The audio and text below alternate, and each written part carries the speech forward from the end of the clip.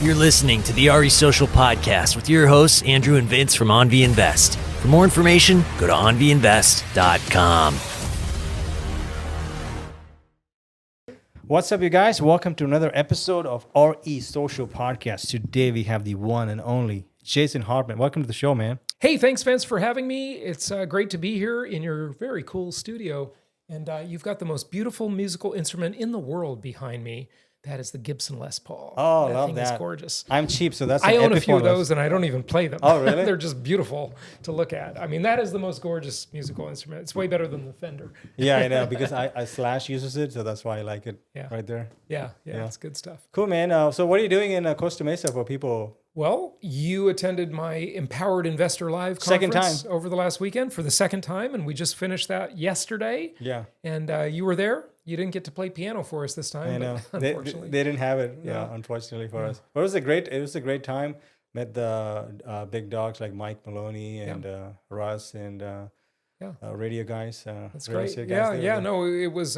We had some great speakers. We had Sharon Lecter, Mike Maloney. It was just a really good time. We had a surprise guest yesterday. I met him outside. I know. Yeah. We had Logan come in from Housing Wire. Yeah. I was texting back and forth with him for the week prior, and he was very non-committal. Yeah. And, it seemed like he might stop by. Then I just saw him standing at the back of the room. Yeah. I'm like, I got to get you up here. Yeah. So that was a nice surprise. Yeah, I met him outside. I talked to Logan. I was like, Logan, please tell me you have investment real estate. What do you think? No, he doesn't. He doesn't? No, I know. He's a total teacher. Yeah. It's kind of He's weird. just like really into that stuff. Yeah, He doesn't yeah. own his own home, but that's. Oh, he doesn't even own his own No, house? he has his own Okay, home. yeah. He lives here in Irvine. But he I think. doesn't, in Irvine. Yeah, he I doesn't know. invest. But he doesn't have investment properties. That's what I isn't that heard. crazy, Yeah. you think? Yeah, it is. But, hey, there are those who teach and those who do. And in a way, that makes Logan maybe more impartial. Yeah. Right? Because he doesn't have skin in the game, right? It's not like us. Which is kind of interesting. I mean, I'm an investor. I've been investing since I was 20 years old. I bought my first rental property. Yeah. I lived at home with my mom, and I bought a rental property. Joyce.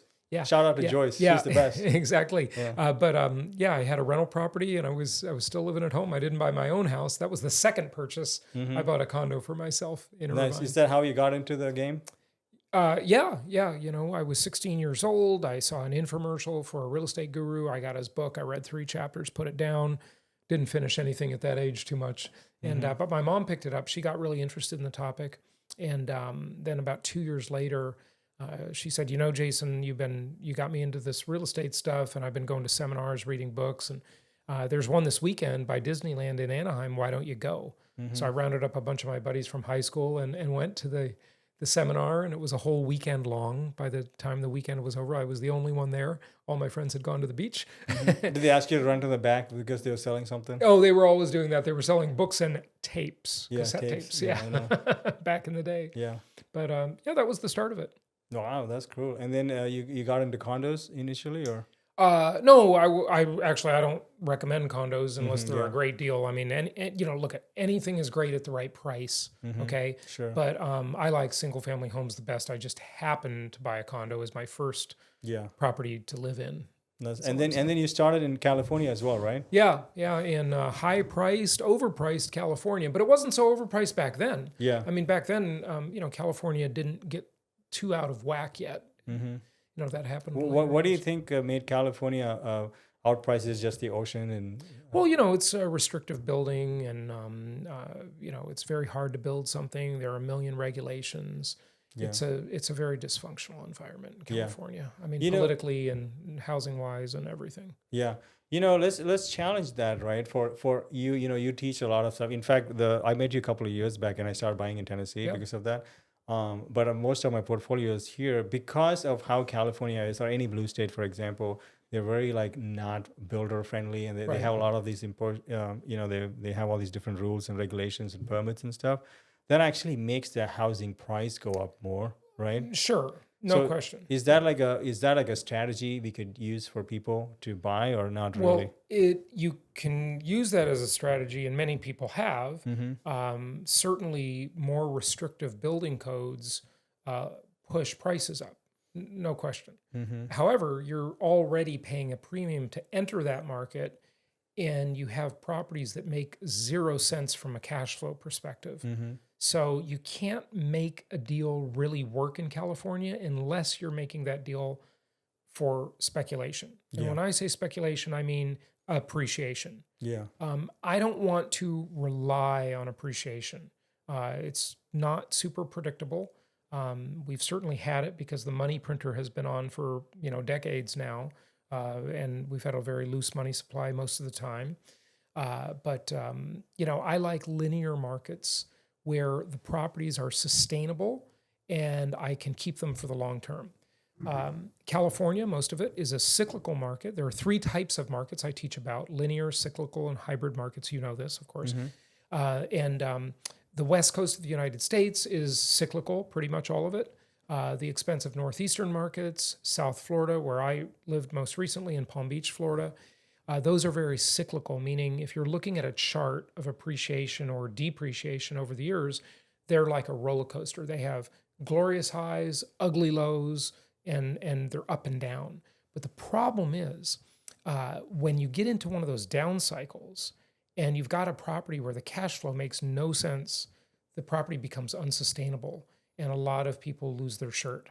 And so the older I get, the more conservative I get, and the more I just want nice, sustainable investments that perform well. Nothing great has to happen. I mean, you've looked at our performers before, and anybody listening or watching can see those at jasonhartman.com in the properties section. Yeah. And those performas are just a one-page, very simple performa. And you'll see that those properties perform with very modest appreciation predictions, vacancy built in, maintenance built in, property management costs built in. They perform at, most of them over 20% annually when you're considering all the multiple dimensions of income property. Like mortgage pay down. And, mortgage pay down, leverage, tax benefits, et cetera, right? So usually you'll see those like in the mid 20% range. That's good enough. That's pretty good. And sometimes it's a lot better if the appreciation's a lot better or the rents go up a lot more than you expect. It's going to be better than that. Certainly a cyclical market is the best. You hit the home runs in cyclical markets, but you also strike out. Because if you time it right, and you're really lucky, frankly, no one can time the market very well, at least not that I've met. But if you get lucky and you get in the lower side, and then there's a lot of appreciation, and you're smart enough to sell before the next cycle, you're going to do great. I mean, it's incredible. You don't have to have great cash flow. You just make your money off capital appreciation. The problem is I can't rely on that. I want the more reliable conservative investment that'll just work without any extraordinary appreciation. And from your experience, Jason, I know you have a lot of these models.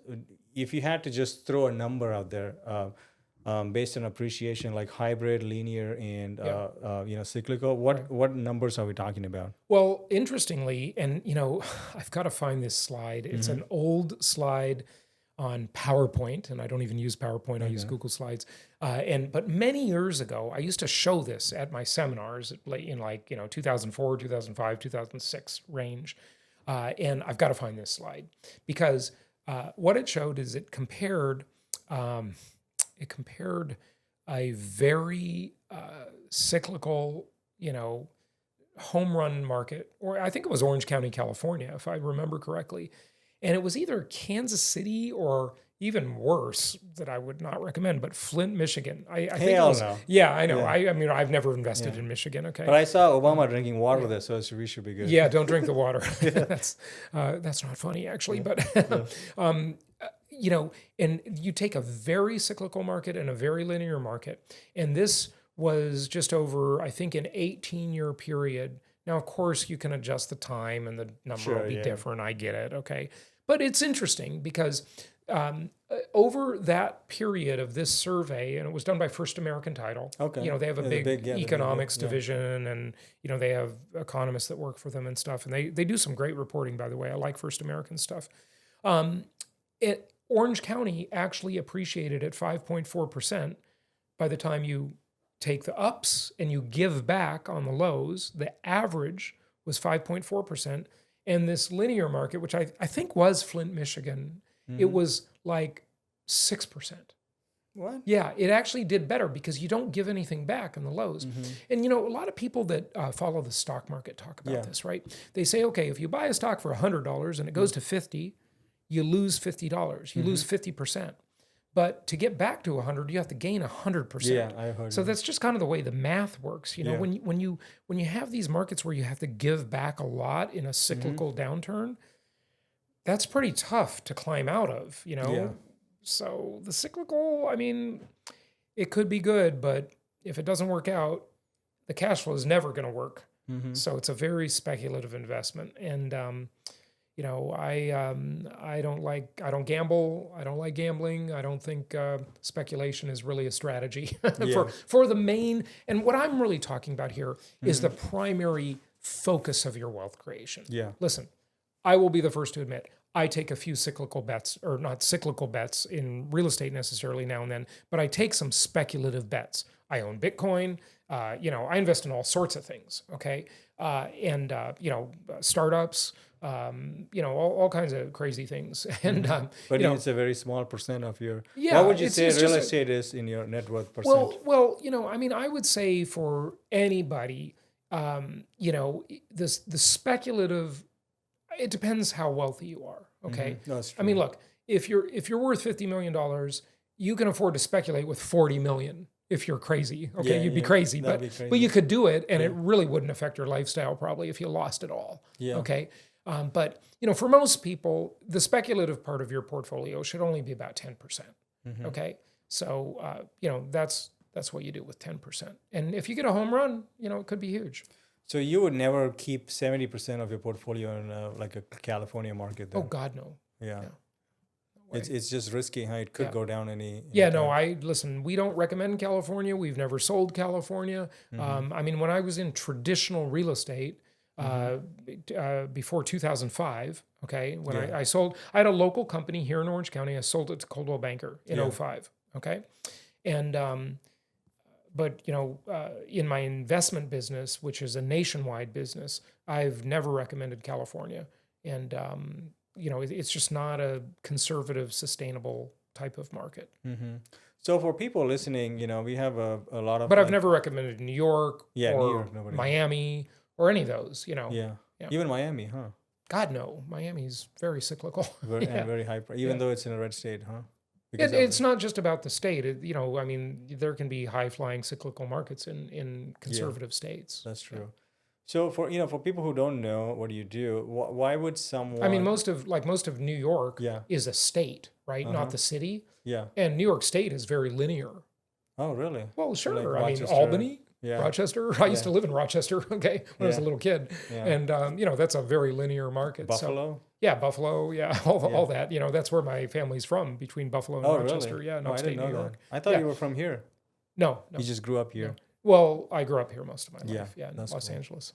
So for people who are listening, a lot of the newer investors, how does like your company where you actually provide turnkey solutions, and how does that circumvent some of the problems that we have? Do you actually have advisors? You advise people, or? Oh yeah, of course. Well, know what we do, but I know you're asking for the listeners. So basically, the company you're referring to, I have several companies, but the company you're referring to is Empowered Investor. Yeah. An Empowered Investor basically teaches people how to invest in real estate in a conservative way. Okay. It's a boring, conservative way. We're never going to make the news, with this strategy. It's just buy and hold rental properties, turnkey rental properties, buy them and hold them, and grow your wealth slowly, but very reliably. And that's what we do. We teach people how to invest. We provide a network of sellers that people can buy property from. We vet these markets, we vet these properties, we vet the sellers, and then we recommend them to our clients. They can buy them. And then we offer ongoing support and software to help our investors. How about management? Yeah, we either recommend property managers, but we really recommend self-management. Why is that? Because property managers mostly are just not very good. In fairness to the property managers themselves, the ones that aren't just bad people, and there are lots of those in every industry, but it's hard. The property management role is a role where you're trying to serve two masters. and you can't serve two masters. And what I mean by that is you've got the landlord, the owner, the investor that is your client. That's who you're really supposed to serve. Yeah. But in reality, in practice, you're also serving the tenant. And those two parties are at odds sometimes, right?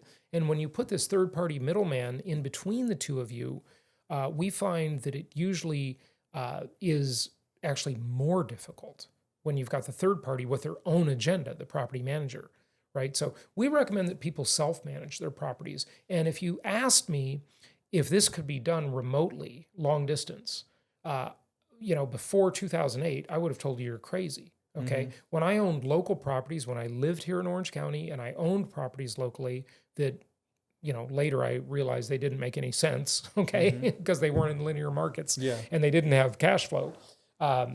But actually, they were better from a cash flow perspective back then. Nowadays, they're so out of whack, okay? They're just really out of whack because the rents just don't keep up with the appreciation. Okay, the rents always lag appreciation. Anyway, back to my point. What was my point?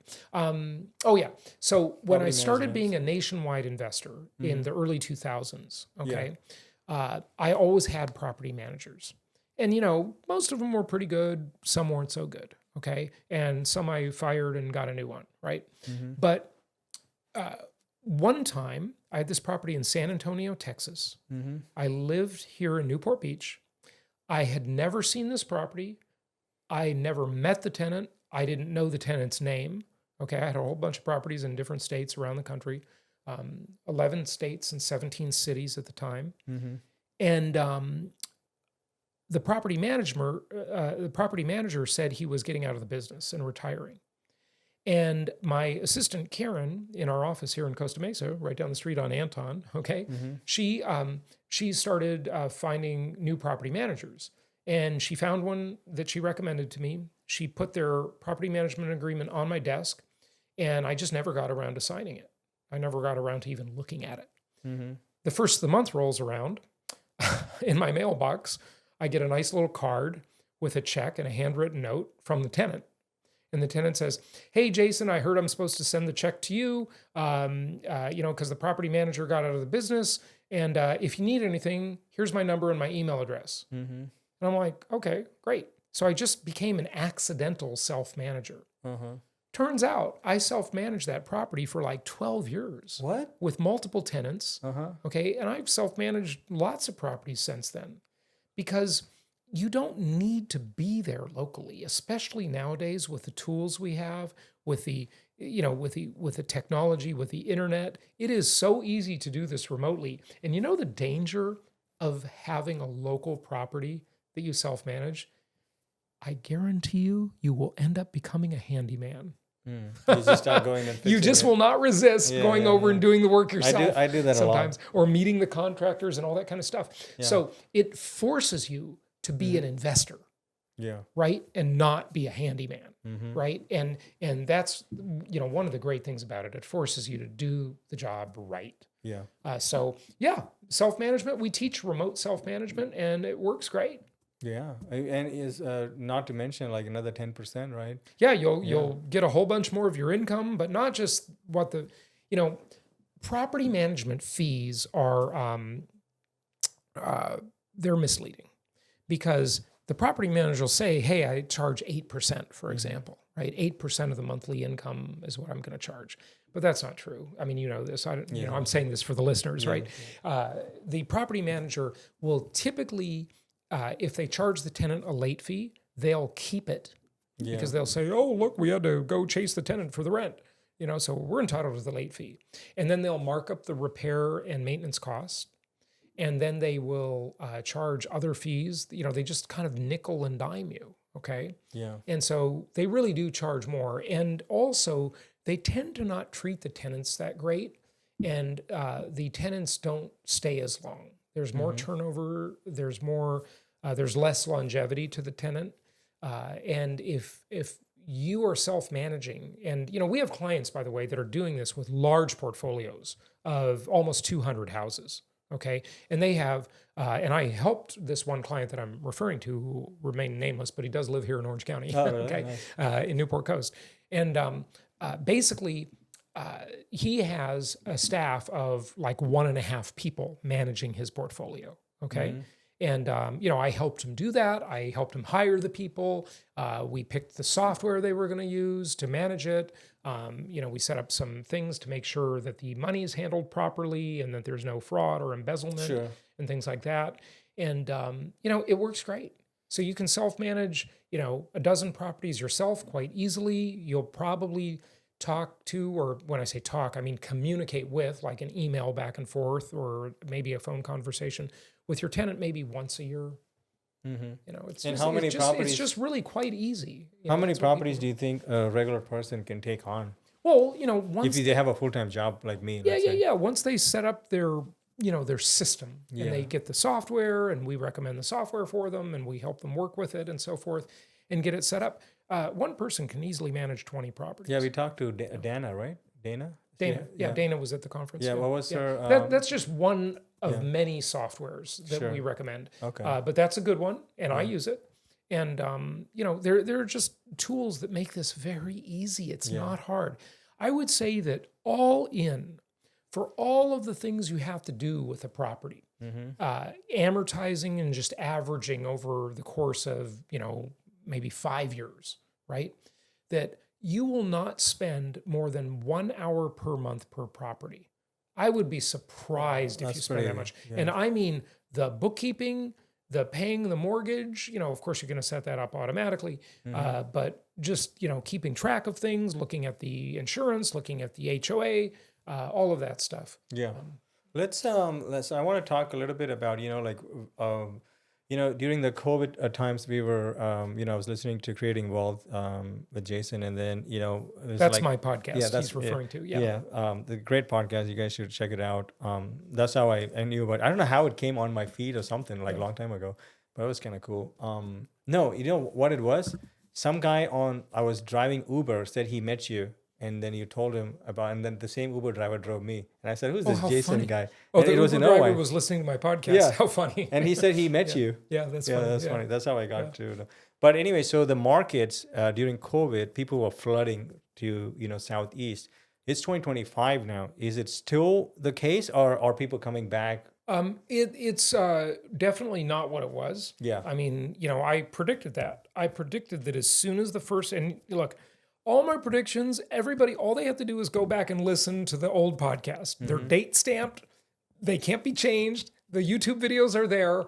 I can't change them. Are you the longest running real estate podcast? One of them. Like 2000, right? 2004. Yeah. And you can hear that my predictions pretty much came true, most of them. Yeah. And I predicted that mass migration. I compared it to The Grapes of Wrath, the book by John Steinbeck, who wrote about how we had this mass migration in the Great Depression. Yeah. And I said that would happen when the COVID lockdowns lifted, and people would move to these suburban type markets that were lower priced, that weren't psychotic about COVID with the mask mandates and all that kind of stuff. And it happened. And Florida was probably the biggest recipient of that, as people left mostly New York for Florida. Yeah. Okay. And now, Florida has had a major impact from that. And, some people are leaving, but not in any kind of mass numbers that, you should be very worried about. Every market, it's just a cycle, right? Whether it be price or population, everything in life gets like exuberant and gets out over its skis, as the expression goes. You get out over your skis, right? And then, it kind of backpedals a little bit and then reaches kind of an equilibrium. Yeah. That's what Florida is doing. Yeah. So you're saying it's still a net positive in those kind of southeastern states, Georgia, Tennessee, completely. Alabama, North Carolina, South Carolina. Yeah, you don't have to ask me. Just look at the stats. I mean, they're there. Look at the census. Yeah, Kenny, your buddy, always says, look at the U-Hauls. Yeah, by the way, that's a great advice. I've been talking about that for 21 years. Yeah. Okay, U-Haul, they release the data on where their trucks are going, and you can just go now to uhaul.com and you can put in, Irvine, California, and how much it is to rent a truck to go from Irvine to Phoenix, and how much it is to rent a truck one way coming back. Yeah. Those prices will be very different. Very cheap to it come shows back. you where the migration trends goes, okay? And I used to subscribe about 21 years ago. I used to subscribe to a service called promover.org, I think it was. I don't even know if it's still around anymore. And it would show you all of the big 7 moving companies. Yeah. And it would show you every stat on every truck of theirs, where it was going and where it was from, where it was originating. And so amazing data. The movers, that's amazing data. Yeah.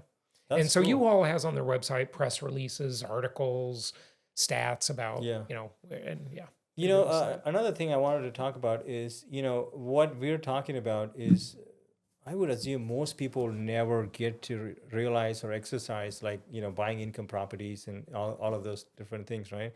Now, did you just happen to figure this out, or did you happen to meet Robert Kiyosaki along the way or something? Or? Oh, I'm way before Kiyosaki. Really? Okay, yeah. Kiyosaki was in the 90s. I started long before Rich Dad, Poor Dad Okay, came so out. you just did this by yourself? No, I read Robert Allen's book. Robert Creating Allen. Wealth. That's Robert why- G. Allen? Yeah. Yeah, that's why my show is called Creating Wealth. Oh, okay. Because I read his book, Creating Wealth. Did you 3 ever meet times. him?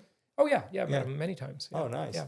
So It's funny, and my mom even commented, because I gave a speech about 6 months ago in Tampa, Florida, and Robert Allen was in the audience watching me speak. Oh, wow. And my mom said, "Boy, that's quite a turn of events." Yeah, he's a cool guy. Yeah. Oh, yeah. Is he the one who went to a state and he said, "I'll get 3 deals done"? Or That something? was his big PR stunt. Yeah, that and it put worked, him on the right? map. Yeah, it did. Well, apparently it did. He challenged. He challenged the LA Times, or he put out a challenge, and the LA Times called him on it. Okay, and he said, send me to any city with $100 and take away my ID and everything. I'll buy a house in 24 hours, and he did. Yeah, that was kind of cool. Yeah. So you started there, and then how did you end up meeting George and Kenny and all these guys? Or well, George Gammon, Ken McElroy, I met, 17 years ago. He was on my podcast. Okay. And then he invited me to meet him for breakfast. Oh, wow. Okay. That wasn't 7, that was maybe 15, 16 years ago. Okay. And then George Gammon, one of my clients was watching his YouTube channel and said that he was talking about me. And I just kind of ignored it. And then, he sent me another video and he said, "This guy's talking about you all the time." And then he sends me another one and he says, "He's talking about you and your inflation-induced debt destruction strategy." Yeah. And he says, and I said, "Okay, put me in touch with him." And then so George had me on his show. And then, I said, "Hey, I've never been to Medellin, Colombia. I want to go. I'll come down and meet you." And so I went down there and visited him, and that was in 2018 maybe, or 2019. So you would say having this platform, helping people, achieve financial freedom and stuff, has actually helped you reach all these different people? Like, well, I wouldn't say the business did, but I would say the podcast. The podcast, the podcast is what I meant. Just, having it out there, people listening. Sure. And then finding people. That's kind of interesting, right? Yeah. And what would you say in 25? And, like we talked about Kenny, and he's all in multifamily, and we are strictly single family. And you stayed with single family. You told now you're just single family, right? 1 to 4 units. Well, I've owned some multifamily properties. So here's my experience with larger deals. Okay. My first large deal was a 125 unit apartment complex that I bought with a client of mine. And he put in his money, I put in mine. We bought this property. Then we sold that property and did a 1031 exchange and bought 2 more. One was a 139 unit apartment complex in Oklahoma City. And then another one was a mobile home park about 90 miles south of Las Vegas that I still own. Okay. And those were my biggest deals. Smaller deals, I've had some 14 unit and 10 unit apartments, little apartment complexes, little mini ones. And that's my experience. But the rest is mostly just single family homes. And I love single family homes. They're the most proven, most simple, most accessible thing for the average person. Okay. And people say it's very difficult to scale. Is that true or not true? Well, it's, look, 10 different mortgages. There are trade-offs with everything. Yeah. Okay. You can get one mortgage on a whole blanket loan of single family homes, by the way. Yeah. But, the big institutional investors that love single family homes, like Invitation Homes, for example, I think they own maybe 80,000 homes now, or probably more than that. That was 2-year-old data. So I'm sure they own more now. And there are many big institutional investors that love single-family detached homes, and they have scaled that wildly. I mean, in the aggregate, those institutional investors probably own 2 million single-family rental homes now, somewhere around there. Wow, that's Don't quote me on the number, yeah, but it's sure. something like that. So you would say that single family and multifamily has its purpose for? Well, sure. I mean, multifamily, you'll be less diversified because you're going to have one big asset in one location. So if that market has trouble or rent controls instituted, you're going to be the victim of that. With single family, we recommend you diversify into at least 3 markets, but not more than 5. And so you should be diversified a little bit. Now, there's an old, idea that I've talked about a lot, which is diversification perpetuates wealth, concentration creates wealth. Okay. So a focused concentration is more likely to create more wealth than diversifying, which will preserve wealth. I see. So you start off concentrated and then you kind of... Well, with single-family homes, you have the best of both worlds. You could just and this is what I mean by that. Yeah. With single-family homes, you can take the most historically proven asset class in the entire world, single-family homes for income property, and you can diversify geographically. So you can be in 3 to 5 markets, but you're still in the same asset class, and it's the best asset class in the world. Yeah. Okay, so this is that's interesting, but I wanted to talk about this. This I think most people will find very interesting, or they'll be like, "What are they talking about?"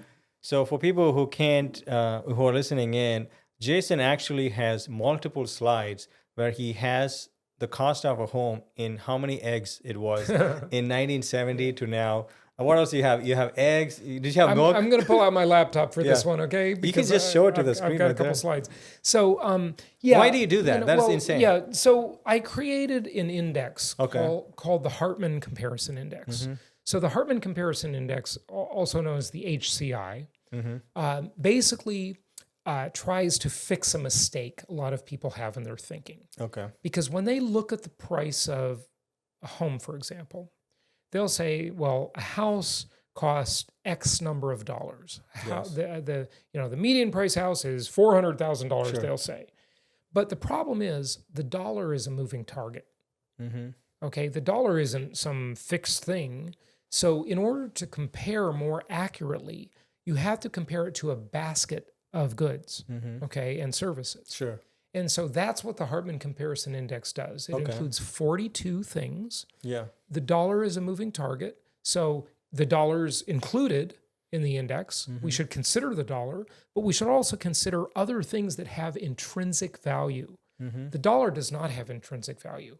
The dollar is, it's a paper asset, right? Sure. It's, they say fiat money. Fiat means by authority or by decree, right? It has value because the government says it has value. Yeah. And so, the dollar is just one thing to look at. But if your dollar is stronger or weaker, then the price of the house means a different thing. Yeah. Okay. And so that's why we need to compare it to a whole bunch of things. Yeah. So for example, let's look at gold. Okay. Gold is probably the best thing, the best first item to talk about, because gold has been considered money for 5,000 years. Sure. Okay. And the dollar, because it's since 1971, it's not backed by gold anymore. It's considered currency, not money. Money is something with intrinsic value. And they say it is a debt. What does that mean? Well, I hear George and this is a very big rabbit hole. Oh, okay. That we do not have time to go down. But it is really interesting, and I'd encourage anybody listening or watching this to read The Creature from Jekyll Island by G. Edward Griffin. He's a friend of mine. I've had him on my show many times, and he spoke at one of our events here in Irvine years ago. And The Creature from Jekyll Island just really is a good primer to understanding the money game. But there's much more to it than that. Okay, that talks about the way the Federal Reserve was created. But and this sounds weird, but look up and study things like fractional reserve banking or fractional reserve lending. It's referred to both ways, and learn how money or currency really is lent into existence. That's how dollars are created is by lending them. Okay. And it's really, honestly, it took me a long time in the early 2000s to get my head around this stuff. And it's a complex game that it's amazing how really complex that whole system is. But it is quite fascinating. It really is. It really is. So let's look at gold. So, let's go 1970 to now. Well, 1970, we go back to 1970, but with gold, it's not really fair because gold was controlled until 1971. 80 then. So in 1980, for example, the median price house was just over $63,000. Okay. And gold was $653 for an ounce. So it took 97 ounces of gold to buy the median price house in 1980. By the year 2000, the median price house was $147,000, and gold went down, and it was only worth $283. Now, before I say more, do you think that over time your dollar could go down in value, and it would take more dollars to buy the same asset, right? So that's what happened to gold in this time frame. Between 80 and 2000, if you held on to gold to buy a house, you messed up real bad. Yeah, you lost. Yeah, you lost big. Because you had to use a lot more ounces of gold to buy the median price Let's house. call Peter Schiff on the line right now. Yeah, Peter Schiff. He's been wrong since 1980. Yeah, that's so funny. That's hilarious. I know. Listen, I've had Peter on my show. I know Peter. You know, he's a very intelligent guy, and I call him the master of the soundbite. I mean, you know, I'd love to debate Peter, and I've shared the stage with him. Last year we were on a cruise together, and we kind of debated a little bit, but you know, I'd be a little afraid to debate Peter. He's really quick, man. Yeah, he's very smart. Yeah. Okay. You can tell he's very intelligent, but that doesn't mean he's right. He feels like a George Gammon kind of personality. Like he's on macro and he's on gold. Yeah. And, you know, George is also very smart, but, you know, George has also been wrong. Okay. Like, I mean, you know, have you thought about investing in real estate and taking advantage of all of those benefits without any of the work? That is something that AnVi Invest not only provides, but has been providing since its inception. With friends and family, we have built an empire and a system of a wealth generating tool that is giving us and our friends and family that leverage in their life to create true wealth. Go to onviinvest.com for more to see if you qualify. And thanks for listening. Look, it's a lot of this stuff doesn't really come down to math exactly. You know, like when people say things like, well, the dollar is not backed by anything, you know, that you hear that all the time by the Peter Schiff types, right? And you haven't seen the tanks? Yeah. I mean, have you seen the aircraft carriers and the missiles? The dollar is definitely backed by something. It's backed by the most powerful military the human race has ever known. Yeah. Okay. The two most powerful entities in the world that the human race has ever known are the U.S. government and the U.S. Federal Reserve. Okay. Yeah. Those are the most powerful entities ever after God. Okay. Like, you know, so let's go back to the gold thing, right? In 1980, it took 228 ounces of gold to buy the house. And in 2000, it takes, in 1980, it took 97 ounces of gold. Okay. And by 2000, just 20 years later, it took 520 ounces, more than 5 times the amount of gold to buy the median price house. But what is it today? Okay. So let's go back. 1980, 97 ounces of gold will buy you a house. Today, it needs 126 ounces.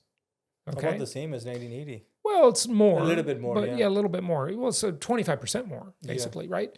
And so gold is a moving target. The dollar's a moving target. All of these things are moving targets. So the question is, priced in gold, is a house cheap or expensive? Depends what you're comparing it to. And what my listeners on my show always say is that, you know, they call my question compared to what, which I say is life's most important question. They call it the Jason Hartman question. Clearly, I did not invent that question. I wish I could claim credit, but I thought you did. Compared to what is the most important question in life, because we as humans are comparison beings, And the only way we know anything is by comparing it to something else. That's how Okay. we know things. Yeah. Okay. Like you go out into the dating market, and that's a great example, right? And you say, well, here's this great new woman I met, right? Well, compared to what? Compared to my last girlfriend? Is she better or worse, right? How do I know, what my market value is in the dating marketplace? And, I, of course, want to strike the best deal I can, right? Sure. And so does everybody else. So you know by comparing to your past experience, or even better yet, someone else's past experience, okay? Because that's more information. Yeah. So let's take oil. Oil is arguably, after maybe water, the most important commodity on earth, okay? And oil in 1970, we'll go all the way back to 1970. The median price house was $23,000 in 1970. Oil was $4 a barrel. Okay. And it took 6,400 barrels of oil to buy the median price house. Okay. Okay. Can you imagine pulling up to the house or the escrow office or the title office 6,400. with your oil tanker with 6,400 barrels worth? Well, that would be a couple oil tankers. Yeah. Anyway, or oil trucks, tanker trucks. So today it takes 5,500 barrels of oil to buy the median price house. Okay. So Okay. if you invested all of your money into oil barrels, Yeah. you will actually need less. Right. Now, here's why they might be thinking, well, this is like just a big theory. It's interesting, but I don't know if it's that interesting. Well, it's really interesting because think about it. If you were saving for a house over the course of 10 years, okay, and every time you got extra money, you invested it in gold or oil or one of the other things in the Silver. Hartman Comparison Index. Yeah. You invested it into any of these things. You convert your dollars from your excess dollars every month that you're saving. You convert them to some investment. It might be gold. It might be oil. It might be a bunch of things. Okay. And then you keep doing that for 10 years. And at the end of that 10 years, are you going to have enough money to buy that house? Well, it depends on the value of that commodity versus the commodity of a house, Yeah. which is another commodity. So that's why we need to compare to lots of things. So priced in oil, is a house cheaper or more expensive than it was in 1970? It's cheaper. Okay. Let's do maybe another one. You want to do eggs? Yeah. You asked about that one, right? And eggs are in the news, right? Yeah. I love eggs, by the way. I eat like 4 of them a day. We ate at the event too. Those are really good eggs. Eggs are fantastic, yeah. So 1970, Okay. median price house, $23,000. Dozen eggs, 62 cents. Wow. How many dozen eggs does it take to buy a house? 37,000. Okay. Today, it takes 132,000 eggs to buy a median price house based on $3 a dozen.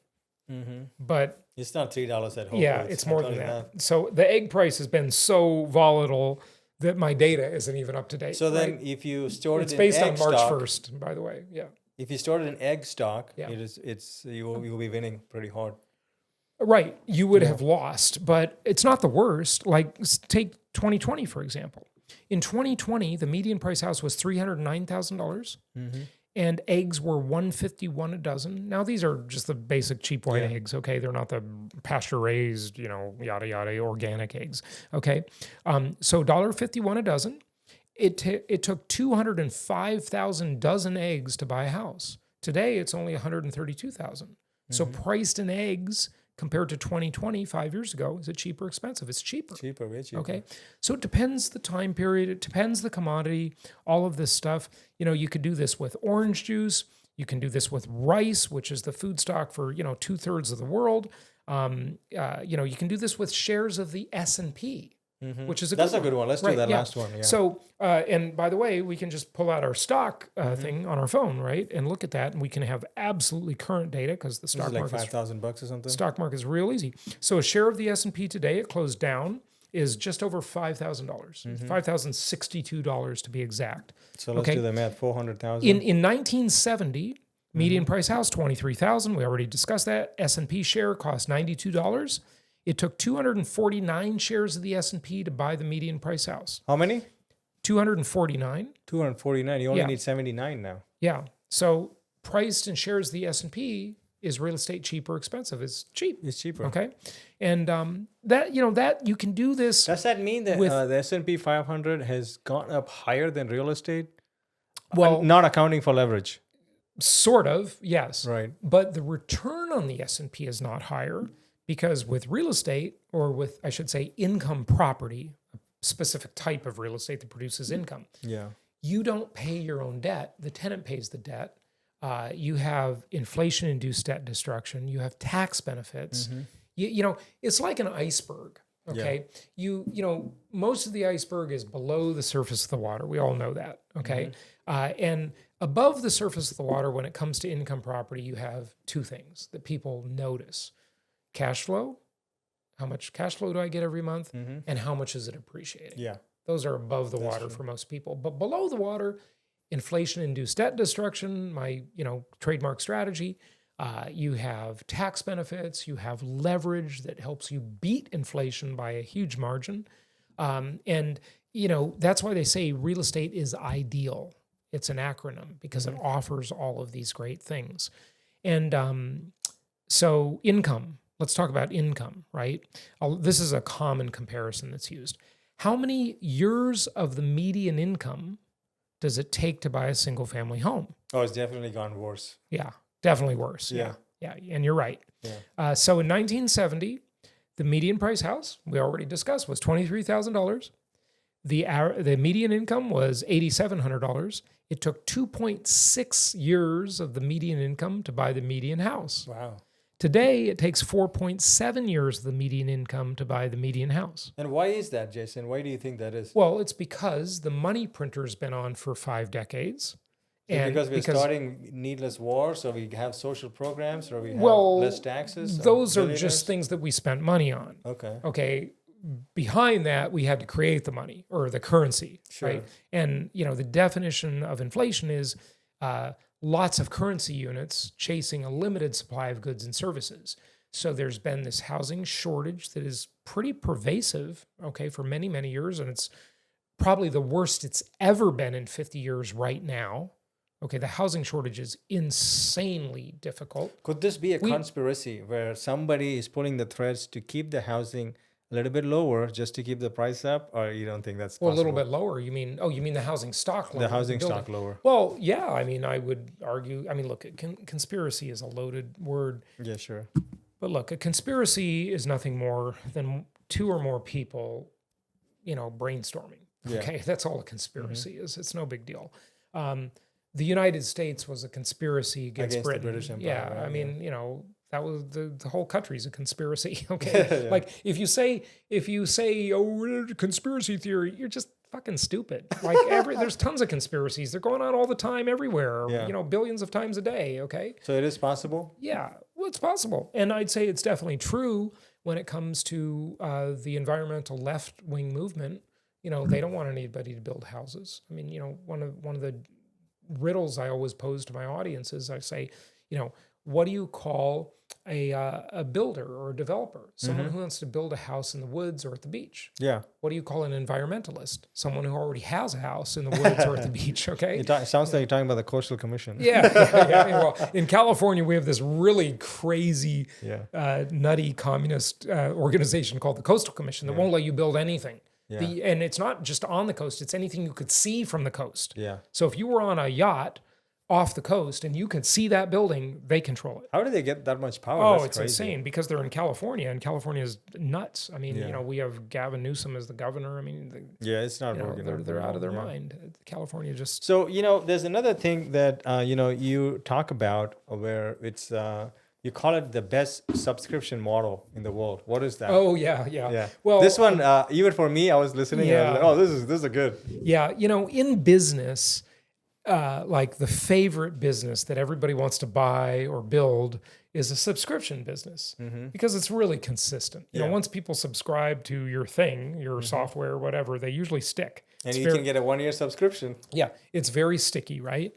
And if you think about it, income property is the best subscription business in the world because, it's very sticky. once you get a tenant subscribing to your property, okay, do you think of it that way? Like your tenant is your subscriber, right? And they are. Once they subscribe to your property, they're going to stay for at least a year because it's very hard to move. It's expensive to move. It's a huge hassle to move. Nobody wants to move. Okay, moving, everybody would agree, is a nightmare. And so it's a very sticky subscription business. Yeah. And one of the things I said at the conference this weekend, although I didn't talk about the subscription thing, I wish you would have mentioned that. I would have talked about it. But if you look at the most successful company in the world, they make this, right? Yeah. This is an iPhone. Okay. Apple is the world's most successful company. I think it's worth like over $4 trillion now. It's incredible. It's insane, right? And one of the reasons Apple is so successful is that they get you to buy their products over and over again because they withhold the features till the next model. And, it's really... incrementals. I mean, if they want to call themselves environmentalists, they shouldn't be doing that. Yeah, okay? Because that's totally destructive to the environment. Jason loves big tech, by the way, guys. Yeah, I hate big tech. I mean, listen, they bring great things, but they are abusing their power like crazy, okay? So Apple is really good at getting us to buy the new model, okay? It used to be every year I got a new iPhone. Now the phones are a lot better, and I can get it every 2 years usually, right? And, I'll buy a new laptop maybe every 3 years. And, I just spend thousands of dollars per year with that company. And lots of people listening and watching do the same thing, okay? And if you think about it, the key metric is, what share of someone's income can Apple capture? What share of income can the restaurant around the corner everybody goes to capture, right? And, if they can capture a large share of their customers' income, that's a huge success, right? Well, think about it. As a landlord, as a real estate investor, look at your share of people's income, right? When you underwrite a tenant to rent your property, you'll let them spend 33 to 40% of their income on rent. Yeah. That means that the first 12 days of every month, they are working for you. Yeah.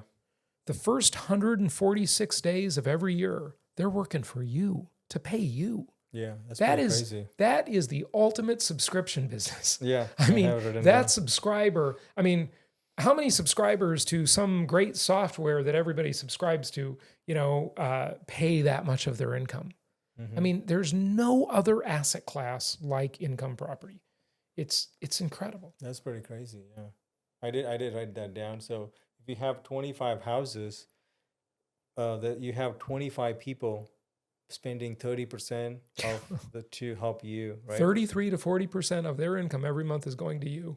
Wow, that's crazy, right? I mean, think about it. What other asset allows you you pick the asset you want, okay?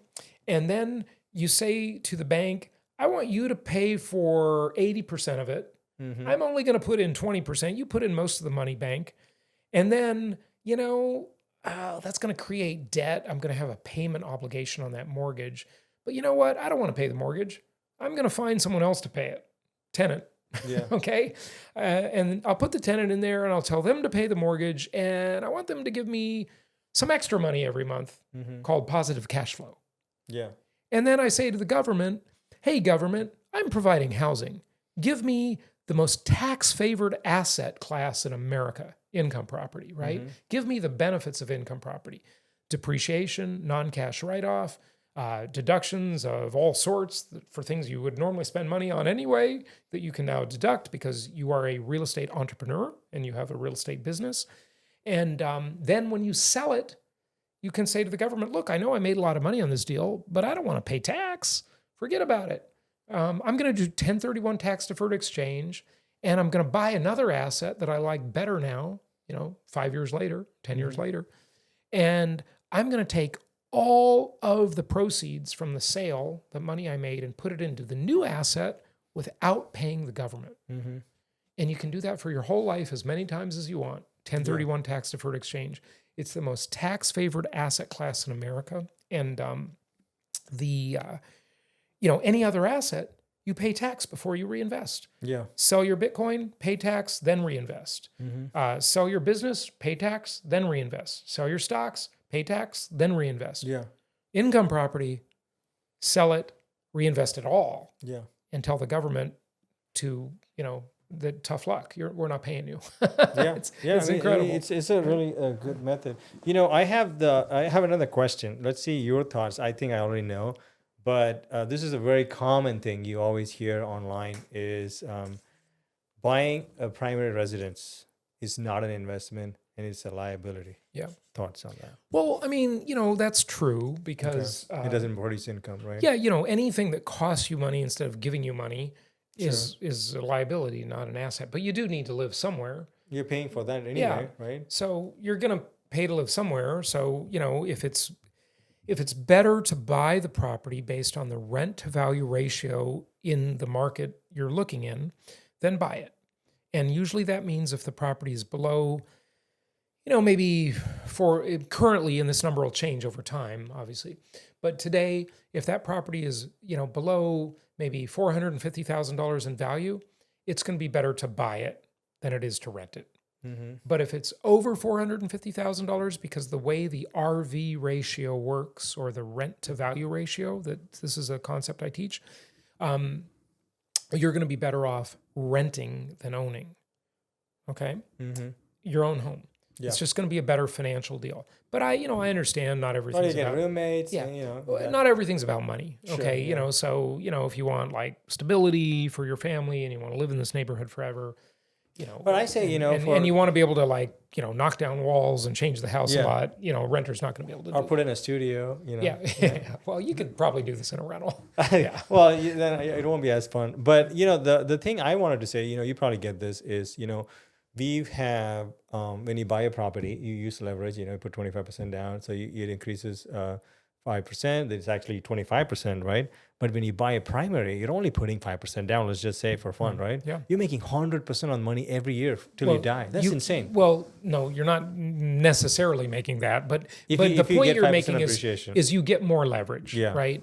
And so, on a primary, you do get more leverage, and that's definitely a benefit. Yeah, I mean, for this house. And you get inflation-induced debt destruction on a primary residence as well. Yeah, you do that. I mean, for this house, I don't remember how much I put, but it wasn't a lot. Let's say it's 150 grand or something.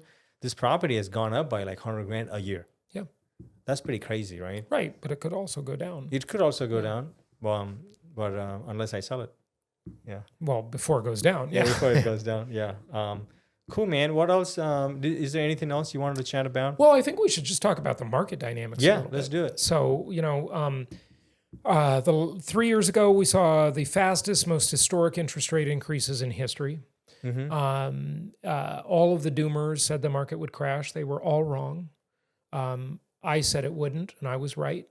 Logan said it wouldn't, and he was right as well. And the reason, this is just my own thinking on this. I never heard anyone else say this. It's just my thinking.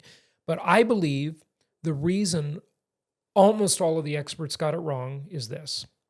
They looked at new buyers entering the market, and they said housing affordability is the lowest it's been in 40 years. They were right. That's true.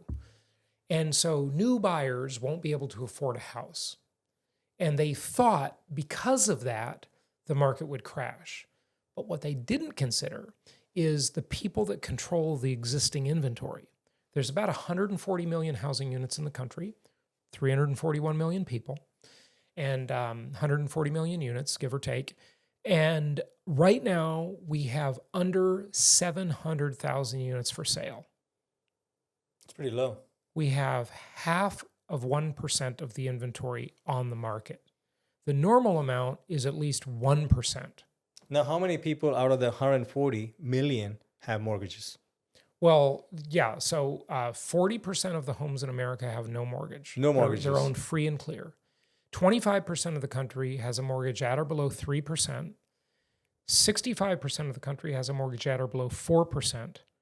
And I think it's like 85% of the country has a mortgage at or below 5%. I might be a little off. Yeah, on this that house one. is 399. Yeah. So here's the deal. Here's why the experts got it wrong. Because all of the people that have those existing low rate mortgages or no mortgage have what's called the lock-in effect. That term was invented, only recently. Yeah. Okay, maybe a year ago.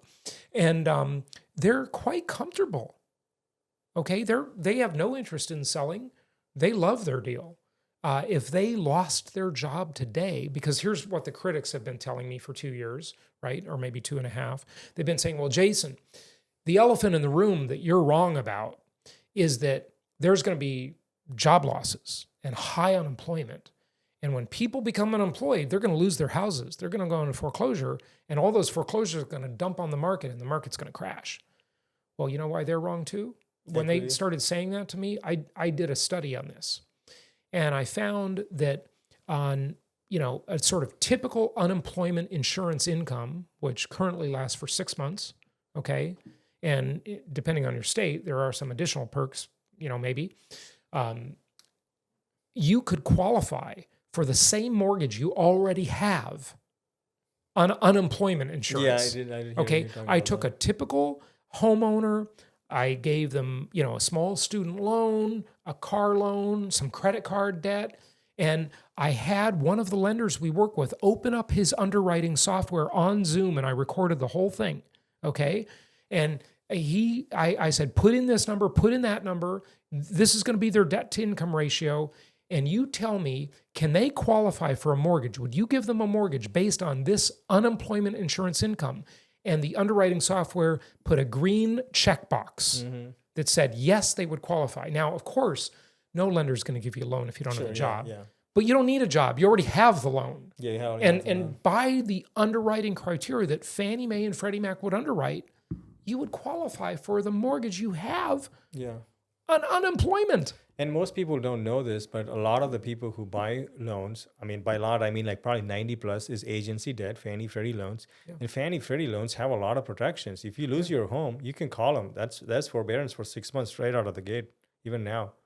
So yeah, still, if you lose your, I didn't know that. If you lose your job, then they will give you that for 3 months. You can extend for 6 months. Yeah, by 6 months, if you can't get a job, you suck. Oh well, listen. If there's another crisis, they almost always extend the unemployment benefits anyway and make them a year long. Okay? Because they figured out it's much more beneficial in society's interest to keep those guys there than they all go out and create problems. Look, just because you stop paying your mortgage doesn't mean you're going to lose your home. Yeah. Okay. There are people, and it's just really bothers me, okay, frankly, there are people that have been living in their houses, not paying their mortgages. I saw this back in the 90s, okay, when I was a traditional real estate agent at RE/MAX in Irvine, right here. Yeah. Okay. I saw all kinds of people that I did short sales for as their agent, okay. They had been living in their house a year and a half. They're living in this great house in Irvine or Newport Beach, not paying their mortgage. And, the lender just doesn't get around to foreclosing. Okay. They just try to give them a workout, a loan modification. They don't want to take the property back. Okay. So, foreclosure takes a long time, and it's not something lenders want to do. Yeah, that's true. Because it costs them a lot of time and money, right? Yeah, absolutely. So look, the point is that there is no data to support the idea that the market is crashing. Now that might change. Yeah. Okay, that could totally change. But right now, the market, there is a massive housing shortage. Okay, the experts say that we are between 1.5 and 8 million homes short in this country, depending on which survey you look at. Okay, and they say that it will take 7 more years to reach equilibrium. That's just equilibrium. Yeah. That's not a buyer's market. That's not a crash. It's not a bad market. We need to build a lot more homes or eliminate a lot of people from this country, because what we have now is a massive shortage. So if you build homes every year at the current rate, it will still take 5 to 7 years? 8 years, 7 years, wow. 7 years. Okay. Yeah. And that's based on Based on population, population death, growth, and home construction. That's what it takes. And, another thing is, Jason, a lot of the people listening, a lot of them are newbies and younger investors, or they have a couple of properties usually. So there's always something going on in the market. There's, do you remember a year where everything was great? No. And then they're like, go buy 10 houses. Maybe 2006. Look, right? Folks, no. Look, there is, every year, I've been doing this a very long time. Okay. I've been through so many cycles now, and every day, every year, there are always reasons that you could say everything's going to fall apart and the economy is going to collapse. Yeah. Okay. But what people don't realize is that every morning 8 billion people wake up, and their primary driving mission is to improve their situation. That's what every human thinks about all the time, at least me, okay? And it doesn't mean, it's necessarily super productive. You could be an alcoholic, and your idea of improving your situation is the next drink, okay? I'm not saying it's all good, but what I am saying is that since thankfully most of the world now lives under capitalism instead of communism, the only way these 8 billion people can improve their situation is to improve the situation of somebody else. And the tremendous power of that flywheel cannot be underestimated. All of these doomers that think everything is coming to an end, they just don't see that. They don't want to see it, because if you're a doomer, you're going to have way higher ratings. I mean, there's this one doomer on YouTube. He's become quite famous. Nick, yeah. I hit him up. He didn't want to come on. Yeah, I've invited him on my show several times, and he accepted once, and he just never showed up for the interview. Okay, but he's got way bigger audience than I do, and he's like, every video is doom and gloom. I took screenshots of them, and all you have to do is look. He still has them up. The date I took the screenshot, and it says posted 2 years ago, and just go in reverse. None of that you ever think he happened. deletes the videos after a while? Some of them do, yeah. I mean, listen, I've caught a bunch of YouTubers deleting doomer videos when they were wrong. Yeah. I mean, people like that. Yeah, another philosophical question for you. This I get a lot now. It's like the sky is not falling yet. Okay. Yeah, I know that. It'll fall. Look, every doomer is going to be right. Even a broken clock is right twice a day. Yeah, at some point. Yeah. I mean, there's going to be cycles. Okay, grow up. That's so what? Even Kiyosaki's been calling a recession for a while. Kiyosaki's a total doomer. Yeah, he's gone to the doomer. He was right last time. Yeah.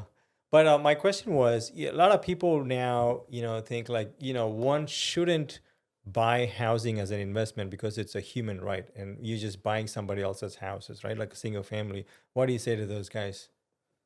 It's like, I get this all the time now. What's the question? It's like if you have two houses, you're stealing a house from my mom because she could have bought that house. Well, somebody needs to rent a house. Not everybody's going to own a house. Yeah. I mean, the homeownership rate's just above 60%. So 40% of the people don't want a house. Yeah, they don't can't afford a house. Yeah, like Kenny says, like it's, what is it? Intentional renting or yeah, renting by choice. Yeah, a lot of I've rented by choice many times, and I'm rich. Okay, I can afford a house. I own lots of other houses, but I rent out of convenience sometimes. Because it gives you more freedom. Well, it gives you more freedom, but also it's a better deal. Yeah. Okay, if you're gonna, what we talked about before, the rent to value ratios. Yeah. If you rent a high end home, that's a great deal. I mean, I'll give you an example. A friend of mine has a $3 million house in Manhattan Beach, California. Mm-hmm. Okay. And he was getting $9,000 a month. He just told me the story Friday morning. I had coffee with him in Newport, in Corona Del Mar. Okay. And he was getting $9,000 a month for his $3 million house. That's a terrible deal. That's he should be getting 30 grand a month. Okay. Yeah. We want to get as close to 1% of the value per month as an investor. Yeah. Okay. So if I buy a $300,000 house, I can probably rent that house for $2,600, close to 1%. You can't quite get 1% nowadays anymore. Yeah. You used to, but you had to buy earlier. So that's not a bad deal, right? I can get a 0.7%, 0.8 right? Usually, or even 0.8. Yeah. Okay. So that's a good deal for me as the landlord. But a $3 million house is maybe going to get $15,000 a month at the most, which is 0.5. So as a renter, it's a better deal to rent a high-end home and own a lot of low-end homes you rent to other people. Yeah. Because the rent-to-value ratio, it's what I was saying before. If the house is under $400,000, you should almost always buy the house if you're going to live there. Okay. If it's over $400,000, $500,000, you should almost always rent the house and live there financially. I should sell this house.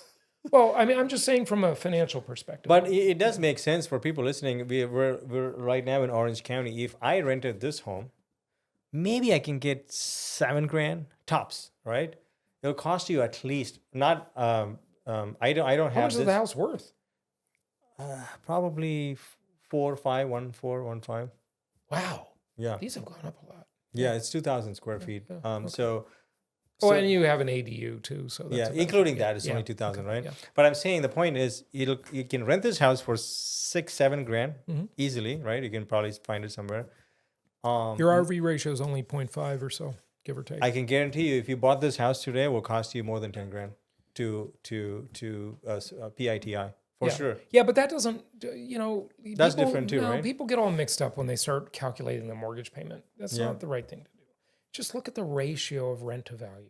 That's it, right? Simple. Yeah, because the mortgage payment varies by the interest rate. How much you put down. It varies on how much you put down. And it's too many variables. There's too many stuff. Just look at the rent to value ratio.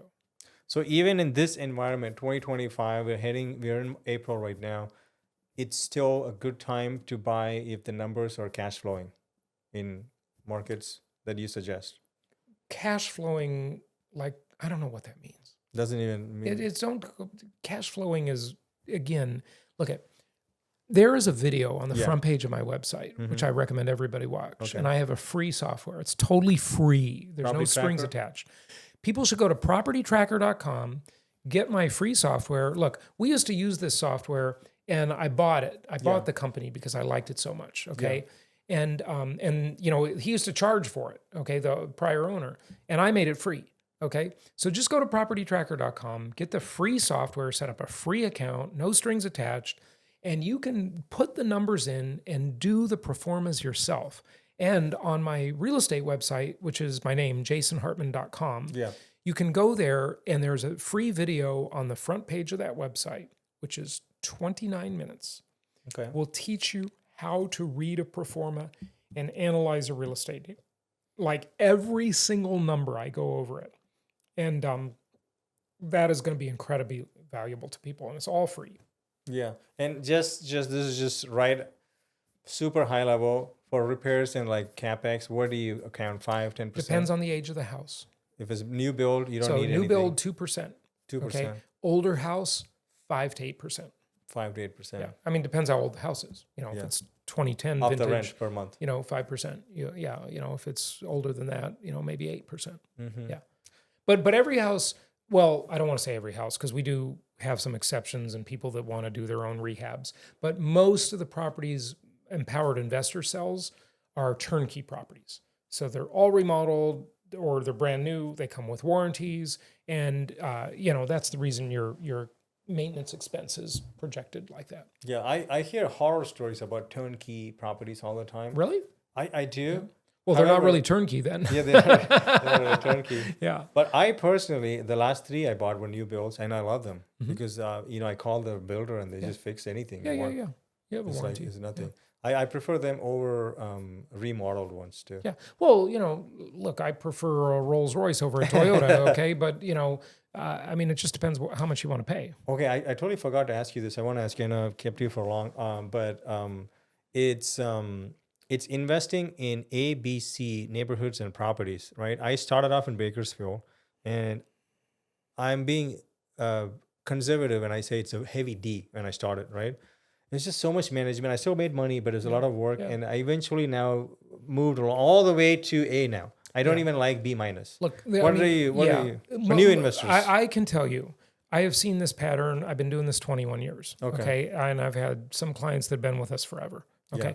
And they've been following me for a long time. They listen to my podcast for 10 years before buying one, putting in their email address on anything we have. Okay. Yeah. And getting on our mailing list. And by the way, we have a great newsletter. So put in your email address on our website and we'll send it to you. I see the progression. Almost all people go this way. They start with C properties because the numbers look better. And then, after a few years, they've made some money and they want to trade up to 1031 exchanges to A properties. And that's a very common thing people do. And you think that's recommended? Yeah. I mean, some people, love the C properties and they just like that style of property. It gets cheaper to buy. The rent to value ratios are better. and they do great with it. It just depends what you want to do. I mean, everybody has a different style. If you're like looking for a business, right? Say you want to buy a business, you could buy a McDonald's, or you could open up a fancy restaurant, right? I mean, it just depends what you want to do. But if they both make the same amount of money over 10 years, why well, they would you don't buy necessarily McDonald's? make it the same amount of money. I Usually mean, A will appreciate more, right? yeah, So then they but C will have better cash flow. starting, and then eventually it even out because it won't go up as much every year, right? Well, that doesn't make the cash flow lower. Those low end rents tend to be, supported better by the market, the cheaper Yeah. rents. Plus you have fixed debt too, so it's like it Yeah. gets better, right? Yeah. Yeah. Do you not see a problem where? I mean, I'll give you an example Yeah, on that, okay. right? So Section 8 is considered lower end properties, Sure. right? Section 8 is a government housing yeah, assistance I have a program. couple. Yeah. And so my mom had some Section 8 rentals when I was a kid. Okay. Mm-hmm. And I always say about and you met my mom this week, Yeah. right? Love your mom. She's At cool. the thing. She was singing Billy Joel last time. Oh, really? Piano Man? Yeah. So, my mom's got like 30 rentals or maybe 26 rentals or something now. And, when I was a kid, I remember she had these Section 8 rentals. And at first she loved them because every year the government sent her a postcard and it said, "Do you want a rent increase?" You'd check the box and send it Wow, back. really? Yeah, it's like, of course I want a rent increase, right? Duh. The government would I ask don't such a think they silly do that question. now in California. I don't know what we they have do. to ask. Yeah, them. but that was what it was then. Okay. Yeah. And so then my mom started not liking her Section 8 rentals. And she said, the tenants were more difficult and they were more sloppy and this and Sure. that. And I used to say that my mother complained all the way to the bank. And I mean, there are people that make fortunes in low end yeah. properties. Okay. It just, everybody has a different style. Yeah, I had a few in Bakersfield, and during the pandemic, never missed a rent check. Yeah. They always paid. Yeah. Yep. So, any last words, Jason? Don't wait to buy real estate. Buy real estate and then wait. That's it, huh? Yeah. Check out my podcast, my YouTube channel for more. Just look up Jason Hartman on any podcast platform or on YouTube. JasonHartman. Get a free property tracker account at propertytracker.com. I just want to give people resources, and eventually, most of them call us and do business with us. Yeah. So, Do you have any new events, anything coming up? No, we just had an event, so I'm tired of events Yeah, right you now. get tired Yeah, of events, no huh? no conferences scheduled right now. I mean, I'm speaking at other people's conferences all the time. Do you go to like bigger pockets? I never see you on there. No, I don't like that crowd. Oh, really? Yeah. They went too corporate, huh? No, I think they're like generally like small thinking. Yeah. Okay. I mean, there's a lot of people that are involved in that. Some Yeah, are sure. great, but Yeah. I don't really resonate with that crowd just too like, much. Yeah, everything that's Yeah. always. I like big thinkers. Yeah. Okay. So you will be going to George's Rebel Capitalist? Yeah, I'll be thing? speaking there. Oh, you'll be speaking there. Yeah. Cool. Yeah. I've spoken at every one. Yeah. Nice. I'm the one voice of optimism against all his doomers. They're all doomers, huh? Oh, no, I'm just kidding. Yeah. That's cool. Thanks, man. Thanks for coming on. All right. Hey, I appreciate it. Happy investing. Yeah, thanks. I don't know about you, but I definitely like to see 5-star reviews on any service or any product before I purchase. Please take a second to leave us a 5-star review, whether you're listening to it on Apple, iTunes, or Spotify, or whatever platform. Take a second, goes a long way, helps us a lot to grow the channel, and thanks for listening.